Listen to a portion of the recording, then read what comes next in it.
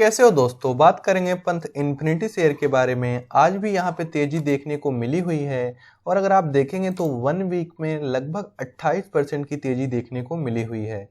तो अगर आपको याद हो, आप मेरे चैनल को सब्सक्राइब करके रखे हुए हैं या फिर आपने वीडियो देखी हुई थी, तो जब इसमें गिरावट के बाद तेजी आई हुई थी तो उस टाइम पे मैंने एक वीडियो बनाई हुई थी और आपको बताया हुआ था कि इसमें 3-4 दिनों की तेजी के बाद एक बड़ी गिरावट आ सकती है। तो कहीं ना कहीं आज 3-4 दिनों से भी ज़्यादा हो चुका है और तेज़ी बनी हुई है। लगभग इसमें 21 रुपये या 22 रुपये के लेवल से तेज़ी स्टार्ट हुई और अभी यह 29 पे आ चुका है। और जिन लोगों ने मेरी वीडियो देख के लगभग 25 या 26 पे सेल कर दिया होगा, वो लोग अभी ये सोच रहे होंगे कि काश सेल नहीं किया होता तो अभी 15 या 20% का और भी प्रॉफिट हो गया होता। तो क्या यहाँ पे आपको दोबारा एंट्री लेनी चाहिए? क्या यह दोबारा 42 तक जा सकता है?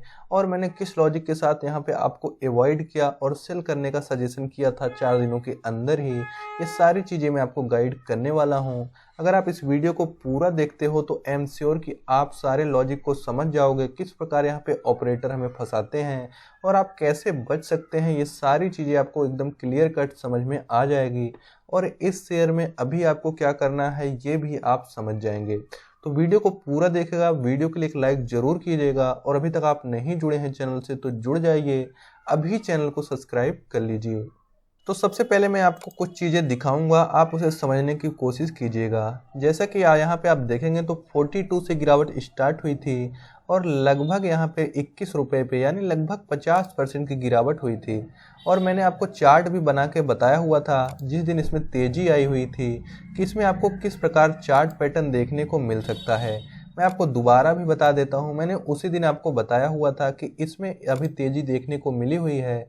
तो 2-4 दिनों की तेज़ी के बाद हो सकता है 28, 30 या 32 के बाद इसमें एक बड़ी गिरावट आ सकती है। और जो मैंने अपना पर्सनल ओपिनियन बताया था कि आप इसमें 3 से 4 दिनों के अंदर ही सेल कर दीजिए, तो कहीं ना कहीं लोगों ने 25, 24 या 26 तक सेल कर दिया। और मैंने आपको बताया था इसके बाद अगर इसमें गिरावट आई तो लगभग यह 15-16 रुपये तक के लेवल पे भी जा सकता है। तो अगर अभी आप देखेंगे तो अपर सर्किट लगता ही जा रहा है, तो कहीं ना कहीं रिटेलर सब दोबारा से लालच करने लग जाते हैं और लगता है कि इसमें एंट्री ले लेनी चाहिए। मैं आपको कुछ चीज़ें दिखाऊंगा जिसे आप समझने की कोशिश कीजिए, आपको काफ़ी कुछ खुद ही समझ में आ जाएगा। सबसे पहले आप इसके वॉल्यूम को देखिए, यहाँ पे अपर सर्किट लगा हुआ है। अपर सर्किट का क्या मतलब होता है कि वॉल्यूम यहाँ पे कोई शेयर सेल ना कर रहा हो, यानी कि यहाँ पे जो बायर हैं वो काफ़ी हावी हों और सेल करने के लिए कोई रेडी ना हो।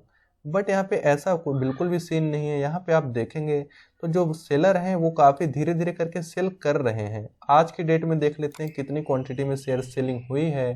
तो लगभग यहाँ पे देख सकते हैं 5.5 लाख शेयर, अभी अपडेटेड नहीं है, यह 12:50 तक है। मैं एक बार इसे रिफ्रेश करके चेक कर लेता हूँ कि यहाँ पे अभी तक कितनी क्वांटिटी में ट्रेडिंग हुई है।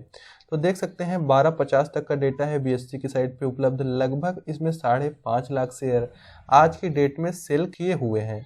अब कुछ लोग ये बोलेंगे कि जब सेल किए हुए हैं तो निश्चित रूप से किसी ने बाई भी किए होंगे, तभी तो कोई सेल कर सकता है, तो इसमें मार्केट पे क्या इफेक्ट आएगा भला। ये लॉजिक आप काफ़ी अच्छा है, आपको ये चीज़ें ज़रूर समझनी चाहिए। अगर आप देखेंगे तो यहाँ पे धीरे धीरे करके सेलिंग की गई है, यानी कि पूरे दिन आपको मार्केट में इस शेयर में अप डाउन देखने को मिला हुआ है। तो इस बेस पे हम कह सकते हैं कि इसमें धीरे धीरे ऑपरेटर निकलने की कोशिश कर रहे हैं। अगर वो एक साथ शेयर सेल कर देंगे, यानी कि अगर उनके पास 10 लाख शेयर है और वो 10 लाख शेयर एक साथ सेल ऑर्डर लगा देंगे, तो निश्चित रूप से ऐसा हो सकता है कि जो उनका ऑर्डर है सेल ना हो पाए पूरी तरीके से और उसके पहले ही लोअर सर्किट लग जाए। क्योंकि जो इसमें बायर आपको देखने को मिल रहे हैं, लगभग 3 लाख बायर देखने को मिल रहे हैं। मुझे लगता है कि इसमें अधिकतर जो है 1-2 लाख तो यहाँ पे ऑपरेटर ही अपना जो बाई साइड से बिड करके बैठे होंगे। ऐसा क्यों होता है? नॉर्मली हमें फंसाने के लिए ऐसा किया जाता है। आपको लग रहा होगा कि 92% यहाँ तो बायर दिख रहे हैं, यानी कि शेयर में तेजी आने के ज़्यादा चांसेज हैं, बट ऐसा नहीं है। इससे भी यहाँ पे आपको मैनिपुलेट किया जा सकता है। मैंने एक वीडियो में बताया हुआ था, वो कैसे, चलिए मैं आपको थोड़ा सा समझा देता हूँ। अगर मान लीजिए अभी कोई बड़ा प्लेयर यहाँ पे आके 5 लाख क्वांटिटी में सेलिंग के लिए लगा दे, और जो सेलिंग के लिए लगाए वो किस लेवल पे लगाए, आप देख सकते हैं अभी ये हाईएस्ट कहाँ तक जा सकता है। अभी ये हाईएस्ट 30 तक आज के दिन नहीं पहुँच सकता, क्योंकि इसका सर्किट होता है, लिमिट होता है। तो आज के दिन तो यह 30 पे नहीं जा सकता। बट अगर कोई बड़ा प्लेयर अभी लिमिट ऑर्डर लगा दे कि वह सेल करना चाहता है 30 रुपये पे, वो भी 5 लाख शेयर, तो आप देखेंगे कि जो यहाँ पे आपको मार्केट डेप्थ है वो अलग देखने को मिल जाएगा। आप देखेंगे मार्केट डेप्थ में बदलाव हो चुका है, सेलर्स काफ़ी ज़्यादा देखने को मिल जाएंगे, बायर्स आपको कम देखने को मिल जाएंगे। तो कहीं ना कहीं ऑपरेटर ऐसा ही करते हैं, जिस शेयर में उन्हें एग्जिट करना होता है। ऐसा हो सकता है कि 2 लाख शेयर यहाँ पे मार्केट डेप्थ में देखेंगे तो इंटरेस्टेड नहीं है ज़्यादा लोग बाई करने के लिए, केवल देखेंगे 21,000 शेयर सेल हो रहे हैं और बाई करने के लिए 2,71,000 शेयर बिड किए गए हैं। तो भाई अगर यहाँ पे रिटेलर्स कोई बाई करता है तो आप यहाँ पे 29 पे बिट लगा के क्यों बैठे हो? अगर आपको बाई करना है तो आप तुरंत बाई कर सकते हो, मार्केट प्राइस पे बाई हो जाएगा। बट यहाँ पे पूरे दिन ये जो 22,000 शेयर हैं पूरे दिन में धीरे धीरे करके सेल होते रहेंगे और धीरे धीरे इनकी क्वांटिटी फिर से लगाई जाती रहेगी। तो कहीं ना कहीं इसमें ऑपरेटर धीरे धीरे करके सेल करते हैं, क्योंकि यहाँ पे जो रिटेलर्स होते हैं वो एक साथ तो बड़ी क्वांटिटी में बाई नहीं करेंगे, कहीं ना कहीं 5,000 10,000 शेयर करके बाई करेंगे और ऑपरेटर जो है वो एग्जिट हो रहे हैं। ये एक बात आपको और भी बता देता हूँ, अगर यहाँ पे ऑपरेटर एंट्री लेते, कुछ लोग ऐसा बोलेंगे कि आपको कैसे पता कि जो बड़े प्लेयर्स हैं जिनके पास ज़्यादा इसकी होल्डिंग है वो एग्जिट हो रहे हैं और जो रिटेलर्स हैं वो एंट्री ले रहे हैं।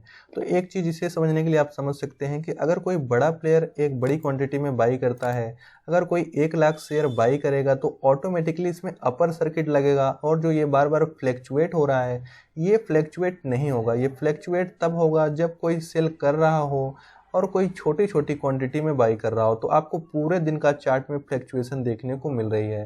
तो इस बेस पे आप कह सकते हैं कि जो रिटेलर्स हैं वो इसे धीरे धीरे करके बाई कर रहे हैं और जो बड़े प्लेयर्स हैं वो इसे सेल कर रहे हैं।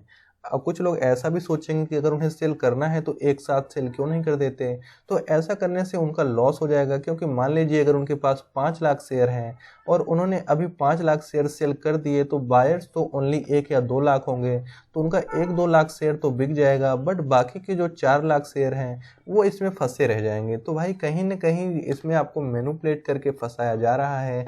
तो अभी भी अगर आपके पास होल्डिंग है तो आपने बहुत इसमें प्रॉफिट ले लिया है। जो मेरा पर्सनल ओपिनियन है, यहाँ से एग्जिट कर दीजिए, क्योंकि ऐसा ही कनानी इंडस्ट्रीज के साथ हुआ था। उसमें भी जब अपर सर्किट 3-4 दिन लगा तो लोगों को लगा कि अपर सर्किट तो लगता ही जा रहा है, ये तो दोबारा उस लेवल तक जा सकता है, और काफ़ी लोगों ने एंट्री ले ली। इसके बाद फिर से उसमें गिरावट आई। चलिए मैं उसका चार्ट भी आपको दिखा देता हूँ। ये है कनानी इंडस्ट्रीज का चार्ट। अगर आप देखेंगे सेम चीज़ें इसमें होते हुए देखने को मिली हुई हैं। 1 मंथ के चार्ट में आप देख लीजिए, एक बड़ी गिरावट लगभग 40 रुपये से गिर के शेयर आ चुका था 24 रुपये के लेवल पे। इसके बाद 24 रुपये के लेवल से इसमें तेज़ी आई और शेयर लगभग आपको 30 रुपये तक जाते हुए देखने को मिला हुआ था। तो कहीं ना कहीं जब 24 से 30 तक यहाँ पे जा रहा था तो लोगों को लगा कि अपर सर्किट तो लगता ही जा रहा है, अब इसमें एंट्री ले लेनी चाहिए। और जो लोग भी एंट्री लिए इसके बाद देखेंगे तो एक बड़ी गिरावट आई, सेल करने तक का मौका नहीं मिला और 30 रुपये पे अब दोबारा से 19 पे आ चुका है और यह धीरे धीरे 15 तक जा सकता है। तो कहीं ना कहीं भाई पंथ में भी ऐसा हो सकता है। कोई बिल्कुल एग्जैक्ट करेक्ट तो प्रिडिक्ट नहीं कर पाएगा कि 30 से गिरावट स्टार्ट होगी या 28 से गिरावट स्टार्ट होगी, but as per volume, as per chart pattern जो यहाँ पे चार्ट बन रहा है उसके बेस पे हम कह सकते हैं कि गिरावट आने के ज़्यादातर चांसेज हैं। तो जो मेरा पर्सनल ओपिनियन रहेगा कि अगर अभी भी होल्डिंग है तो निश्चित रूप से यार आपको जो भी प्रॉफिट या लॉस हो रहा है बुक कर लेना चाहिए, अगर आपका शॉर्ट टर्म व्यू है। क्योंकि अगर आप नहीं करते हैं तो निश्चित रूप से आप इसमें बहुत बुरी तरह फंसने वाले हैं। ये थी आज की वीडियो। मैं आशा करता हूँ आप समझ गए होंगे आपको क्या करना है। आप अपने यहाँ पे फाइनेंशियल एडवाइज़र की सलाह लेके कोई भी एक्शन लीजिए। जो चीज़ें मैं आपको बताया ये मेरा पर्सनल एक्सपीरियंस है पेनी स्टॉक में, जो मैं अपना पर्सनल ओपिनियन और जो मेरा नॉलेज है मैं वो आपके साथ शेयर कर रहा हूँ। आप किसी भी प्रकार का एक्शन लेने से पहले अपना खुद का निर्णय, आप खुद का रिसर्च कीजिए और अपने फाइनेंशियल एडवाइज़र से सलाह लेकर ही कोई भी निर्णय लीजिए। चलिए मिलते हैं किसी और वीडियो में, तब तक के लिए टाटा बाय बाय, जय हिंद।